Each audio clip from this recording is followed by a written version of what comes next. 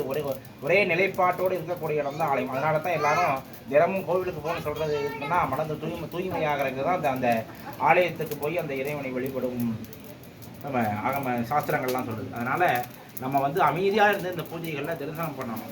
இப்போ வந்து நாங்கள் மந்திரம் சொல்லிகிட்டு இருக்கும்போது நீங்கள் நடுவில் பேசுனீங்கன்னா அந்த மந்திரம் வந்து சரியாக போய் சேராது. அதனால தான் இப்போ உதாரணத்துக்கு என்ன சொல்கிறேன்னா, ஒரு ட்ரெயின் போயிட்டு இருக்கும்போது நடுவில் ஒரு ட்ரெயின் வந்ததுன்னா இப்படி இருக்கும், அதே மாதிரி தான். அதனால் அமைதியாக இருந்து நம்ம பூஜை முடிஞ்சதுக்கப்புறம் நம்ம எல்லாரும் சொந்தக்காரங்களாம் வந்திருக்காங்க பேசணும், எல்லாரும் அது உள்ளது தான், எல்லாம் தவறு கிடையாது. அதனால் நம்ம பூஜை நடக்கிற வரைக்கும் அதுக்கப்புறம் நம்ம சௌரியம் போல இருந்துக்கலாம். இந்த ஷட்யர்த்த பூர்த்தி என்ன விசேஷம் அப்படின்னா, ஒரு மனிதனுக்கு வந்து வயது வந்து 100 வயது அப்படின்னு வேதம் சொல்லுது. சதாயுர்வை புருஷா, ஒரு மனிதனுக்கு 100 வயது. அந்த 100 வயதில் ஒரு குழந்தை பிறந்து ஒரு வருஷம் ஆனதுக்கப்புறம் அந்த முதல் ஒரு வயசில் அந்த குழந்தைக்கு பாலாரிஷ்ட சாந்தி அப்படின்னு சொல்லக்கூடியதான ஒரு சாந்தி செய்யணும். ஒரு ஆயுஷ ஹோமம் முதல்ல அந்த ஒரு வயசில் செய்யக்கூடியது. ஏன்னா அந்த குழந்தைக்கு ஒரு வயசு ஆனதுக்கப்புறம் அந்த குழந்தைக்கு சில உபாதைகள்லாம் ஏற்படும். அது போக்குறதுக்காக அந்த ஒரு வயசில் ஒரு குழந்தைக்கு அந்த ஆயுஷ ஹோமம் செய்வாங்க. அதுக்கப்புறம் பார்த்தீங்கன்னா 59வது வயசில் 59 முடிஞ்சு 60 ஆரம்பத்தில் உக்ரரத சாந்தி அப்படிங்கிற ஒரு சாந்தி பூஜை. அது என்ன அப்படின்னா, யமன் வந்து உக்ர ரதங்கிற ரதத்தில் ஏறி நம்மளை நோக்கி வருவான். அப்போ வரும்போது என்னென்னா நம்மளுக்கு உடல் உபாதைகள் ஏற்படும். அதை போக்குறதுக்காக அந்த 59 முடிஞ்சு 60 ஆரம்பிக்கிறப்ப அந்த உக்ரரத சாந்தி. அடுத்து அது முடிஞ்ச உடனே 60 முடிஞ்சு 61 ஆரம்பத்தில் ஷட்யர்த்த பூர்த்தி சாந்தி. இந்த ஷட்யர்த்த பூர்த்தி சாந்தி என்ன, 60வது கல்யாணம் என்ன விசேஷம் அப்படின்னா, நம்ம வந்து 20 வயசில் நம்ம அப்பா அம்மா நம்மளுக்கு கல்யாணம் பண்ணி வச்சுருப்பாங்க. இப்போ நம்மளுடைய குழந்தைகள் நம்மளுக்கு கல்யாணம் பண்ணி நம்ம இது பண்ணுறாங்க. அதுதான் அந்த 60ஆம் கல்யாணத்தில் விசேஷம் என்னென்னா, அது வந்து எல்லாருக்கும் அமையாது. அதனால் சுவாமி வந்து நம்ம தம்பதியோடு இருந்து அந்த பாக்கியத்தை நம்மளுக்கு கொடுத்துருக்காரு. இந்த 60வது கல்யாணம் நம்ம செய்யலாம். இந்த 60வது கல்யாணத்துக்கு அடுத்தது பார்த்திங்கன்னா பீமரத சாந்தின்னு 70 வயசில் செய்யப்படுது. அப்பையும் யமன் என்ன பண்ணால் பீமரதம்ங்கிற ரதத்தில் ஏறி நம்மளை நோக்கி வராது. அப்போ வந்து அப்பையும் நம்மளுக்கு உபாதைகள் ஏற்படும். அது போக்குறதுக்காக அந்த பீமரத சாந்தி. அடுத்தது 80 வயசில் சதாபிஷேகம்னு சொல்லக்கூடியது 80 வயசில். அடுத்தது 90 வயசில் கனகாபிஷேகம் பிரபோத்திர ஜனன சாந்தின்னு பேர். என்ன அப்படின்னா, நம்மளுடைய பேரனுக்கு ஒரு குழந்தை பிறந்து அதுக்கப்புறம் நம்ம வந்து இந்த 90 வயசில் செய்து கொள்ளக்கூடியது இந்த கனகாபிஷேகம் பிரபோத்திர ஜனன சாந்தி. 100வது வயசில் செய்யக்கூடியது பூர்ணாபிஷேகம். இது மாதிரி ஒவ்வொரு நம்மளுடைய 100 வயது காலகட்டங்களில் ஒவ்வொரு காலகட்டத்திலையும் பார்த்திங்கன்னா இந்த மாதிரி நம்மளுக்கு உபாதைகள் ஏற்படும். அதை போக்குறதுக்காக இந்த மாதிரி சாந்திகள் செஞ்சோம்னா நம்ம வந்து அந்த வியாதியிலேருந்து நிவர்த்தி ஆகிக்கலாம் அப்படின்னு சொல்லி. ஏன்னா நம்ம பல ஜென்மங்கள் தாண்டி தான் நம்ம மனித பிறப்பு வந்திருக்கு. ஏன்னா பல ஜென்மத்தில் நம்ம என்ன பாவம் செஞ்சுருக்கோன்னு நம்ம தெரியாது. அந்த பல ஜென்மங்களில் செஞ்ச பாவத்தை போக்கிக்கிறது எப்படின்னா, ஜபஹோம சுரார்ச்சனை, ஜபம் பண்ணுறது, யாகம் பண்ணுறது, சாமியை பூஜை பண்ணுறது, அர்ச்சனை பண்ணுறது. இதனால தான் இதை வந்து போக்கிக்க முடியும். நம்ம வரக்கூடியதை நம்ம இது பண்ணிக்கலாம். ஏன்னா நம்ம செஞ்சதை இந்த மாதிரி தான் அந்த நிவர்த்தி பண்ண முடியும். அதனால தான் இவ்வளோ பெரிய சாந்தி பூஜைகள்லாம் நம்ம வந்து ஒவ்வொரு காலகட்டத்திலையும் ஒவ்வொரு வயசையும் நம்ம செஞ்சுக்கிறோம்.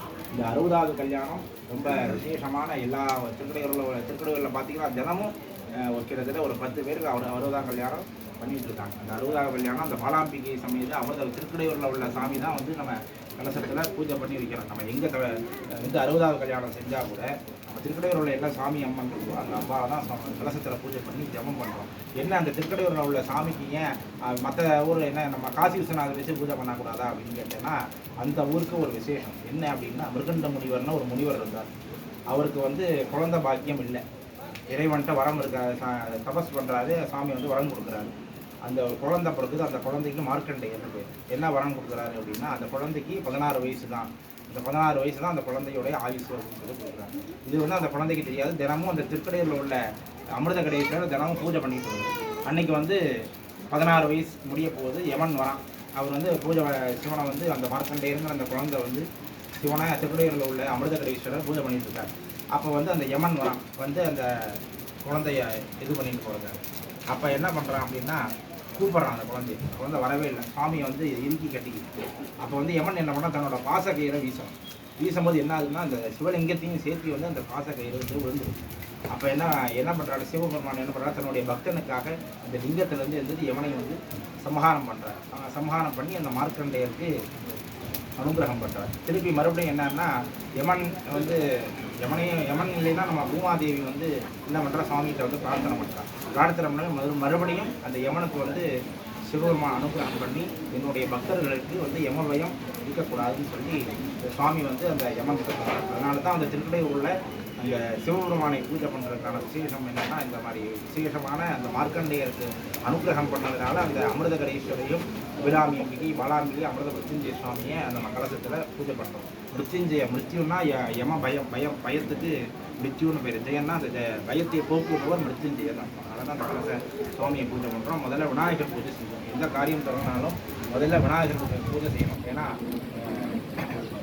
கணபதி ஹோமமே செஞ்சால் கூட முதல்ல விநாயகர் வழிபாடு. ஏன்னா நம்ம செய்யக்கூடிய பூஜைகளில் எந்த தனியும் இருக்கக்கூடாது அப்படிங்கிறது. அடுத்தது கலசத்தில் வருண பகவானை பூஜை செய்வோம். 7 நதிகளை பூஜை செய்வோம். பூஜை பொருட்கள்லாம் நம்ம வந்து தேங்காய் சுத்தமாக எடுத்து வச்சுருக்கோம். மற்ற பொருட்கள்லாம் வந்து பார்த்திங்கன்னா வெளியிலேருந்து வந்ததுனால அசுத்தத்தன்மை சுத்தம் பண்ணுறதுக்காக அந்த வருண பகவானை பூஜை செஞ்சு அந்த தீர்த்தம் தெளித்து இந்த பூஜை பொருட்களை நம்ம சுத்தம் பண்ணணும். அடுத்து கலசத்தில் பாலாம்பிகை அமிர்தம் ஆயுள் தேவதை உங்களோட நட்சத்திரம் ராசி 60 வருஷம் எல்லாமே கலசத்தில் பூஜை பண்ணி நவகிரகங்களை பூஜை பண்ணி அவங்களுடைய மந்திரங்கள்லாம் ஜபம் பண்ணிக்கணும். அதே போல் அந்த கலசத்தில் என்னென்ன சாமியெல்லாம் பூஜை பண்ணணும், அதே போல் அக்னி வடிவாக சுவாமியெல்லாம் பூஜை பண்ணுறோம். எதுக்காக அக்னியில் ஏன் கலசத்தில் மட்டும் பண்ணக்கூடாது, ஏன் அக்னியில் பண்ணணும், இவ்வளோ பொருட்களை போடணும் அப்படின்னா, அக்னிக்கு வந்து தேவதூதன்னு பேர். அக்னி தூதம்னு நீங்க தேவதூதன் ஒரு போஸ்ட்மேன் மாதிரி.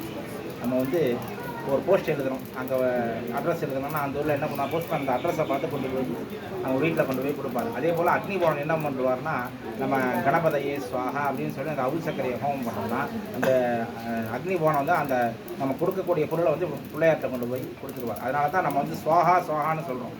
சுவாகாங்கிறது அக்னியோடைய மனைவிக்கு சுவாகா தேவின்னு ஒரு மனைவி, ஸ்வதாதேவின்னு ஒரு மனைவி. ஸ்வதாதேவி அப்படிங்கிறத பித்திரு காரியங்களுக்கு ஸ்வதாதேவி, தேவ சுப காரியங்களுக்கு சுவாகாதேவி. அதனால தான் ஒவ்வொரு தடவை எந்த பொருளை போடும்போதும் சுவாகான்னு சொல்கிறதுக்கு காரணம் என்னன்னா, அந்த பொருளை கொண்டு போய் அந்த தெய்வத்துக்கிட்ட அந்த அக்னி பகவான் கொடுத்துட்றாங்க. தேவதூதன்னு பேர், ஒரு போஸ்ட்மேன் மாதிரி அக்னி பகவான். அதனால தான் நம்ம வழிபாட்டில் பார்த்தீங்கன்னா எந்த பூஜையாக இருந்தாலும் அக்னி வழிபாடு இல்லாமல் இருக்காங்க. அதனால தான் அக்னியில் வந்து இவ்வளோ பொருட்கள் நீங்கள் கும்பாபிஷேகத்தெல்லாம் பார்த்தீங்கன்னா புடவை திருமாங்கல்ய சரடை எல்லாமே அக்னியில் போடுறாங்க. ஏன்னா அந்த அக்னியிலேருந்து அந்த சுவாமி அக்னி கொண்டு போய் சுவாமிக்கு கொடுக்குறாரு, சுவாமியே அக்னியிலேருந்து அந்த பொருளை வாங்கிக்கிறாங்க. அதனால தான் அக்னியில் வந்து இவ்வளோ விசேஷமான திரவியங்கள். ஏன்னா ஒவ்வொரு பொருளில் ஹோமம் பண்ணாலும் ஒவ்வொரு விதமான பலன்கள் உண்டு. அதனால தான் ஒவ்வொரு நவதானியங்கள் அருள் சக்கரை மாதிரி ஹோம திரவியங்கள்னால ஹோமம் பண்ணியிருக்கோம். ஹோமம் பண்ணி இப்போ பூர்ணாதி பண்ண போகிறோம்.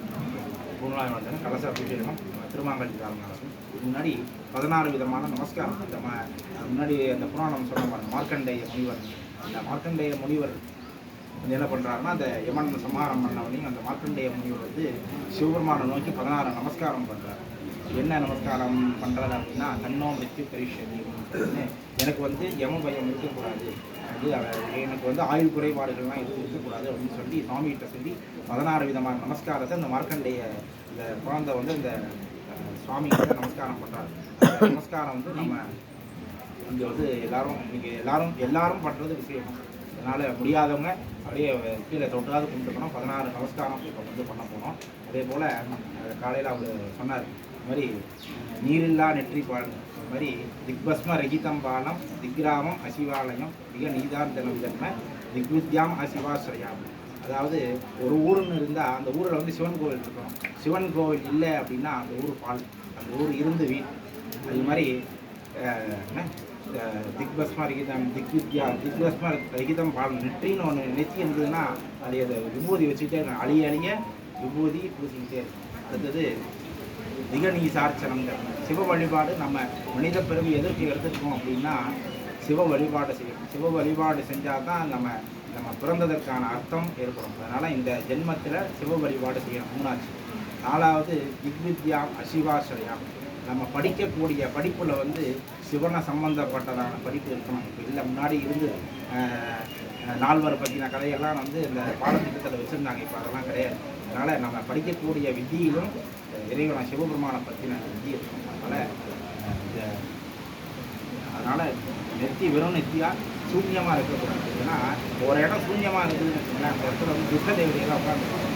நம்ம என்ன பண்ணுறோம், கோயில் கும்பாபிஷேகத்தில் பூசணிக்காய் வெட்டி போடுறோம். இதற்கு என்ன காரணம் அப்படின்னா, அந்த இடத்துல முன்னாடி ஒன்றுமே கிடையாது, அதுக்கப்புறம் தான் சாமி வரப்போகிறாரு. அதனால் அந்த பூசணிக்காய் வெட்டி அந்த விட்டதெல்லாம் விரட்டிட்டு அதுக்கப்புறம் சாமியை வைக்கிறோம். நம்ம வீட்லேயும் அவர் தான் பண்ணுறாங்க. குடியேற போனால் முன்னாடி விட்ட தேவையெல்லாம் அங்கே இருக்காங்க, பூசணிக்காய் வெட்டி அவங்களுக்கு பலி கொடுத்துட்டு தான் நம்ம உள்ளே வரோம். அதே மாதிரி தான் நம்ம இடம் காலியாக இருந்ததுன்னா அங்கே சூரியன் விட்ட இதெல்லாம் ஏற்படும். அதனால தான் நெத்தியை காலியாக இல்லாமல் ஏதோ ஒன்று சந்தனம் விபூதி ஏதோ ஒன்று நெத்தியில் இருக்கணும். அதனால தான் இவ்வளோ இதான ஒரு தத்துவார்த்தமான இதை வந்து நம்ம இதில் வச்சுருக்காங்க.